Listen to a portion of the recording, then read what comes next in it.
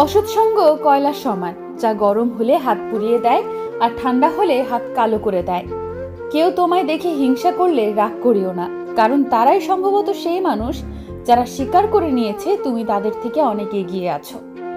100 জায়গায় 1 ফুট করে গর্ত করলে জল পাওয়া যায় না, এক জায়গায় 100 ফুটে গর্ত করলে তবেই জল পাওয়া যায়। প্রেম পরীক্ষা নিতে নয়, প্রতীক্ষা করতে শেখায়। একটা পাথর নিন এবং সেটা দিয়ে একটা কুকুর অথবা বিড়ালকে মারুন, দেখুন সে ভয় পেয়ে পালিয়ে যাবে। সেই পাথর দিয়ে আবার আপনি কোনো মৌমাছির চাকে ঢিল মারুন, এবার দেখুন মৌমাছি আপনার কি হাল করে।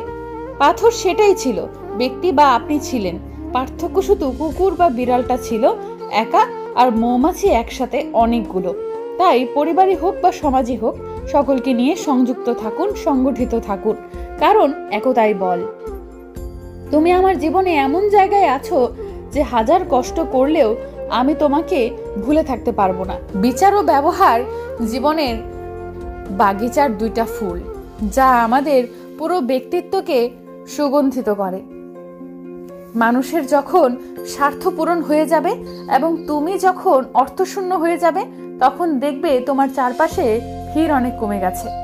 জীবনে কখনো শত্রুর সংখ্যা গুনবে না, কিন্তু তোমার পক্ষে ও আশেপাশে আপনজনদের মধ্যে লুকিয়ে থাকা বিশ্বাসঘাতকের সংখ্যা অবশ্যই গুনে নিও। চরিত্র এমন হওয়া উচিত, একা কোনো মেয়ে রাস্তা দিয়ে যাবার সময় তোমায় দেখে সাহস পায়, ভয় নয়। কেউ অন্যের খাবার কেড়ে নিয়ে খুশি হয়, আবার কেউ নিজের ভাগের খাবার অন্যকে খাইয়ে দিয়ে খুশি হয়। আসলে পুরো ব্যাপারটাই সংস্থার আর মানসিকতার। কোনো ঘটনা সম্পর্কে সম্পূর্ণ না জেনে সেই বিষয়ে চুপ থাকাই উত্তম, কারণ অর্ধসত্য সম্পূর্ণ মিথ্যা থেকেও বেশি ভয়ঙ্কর। নদীর জল মিষ্টি, কারণ সে সব সময় দেয়। সমুদ্রের জল লবণাক্ত, কারণ সে নেয়। নালার জল দুর্গন্ধ, কারণ সে থেমে থাকে। জীবনটা ঠিক এমনই, দিতে জানলে তুমি সবার কাছে মিষ্টি, শুধু নিতে জানলে তিক্ত, আর থেমে থাকলে তুমি বেকার।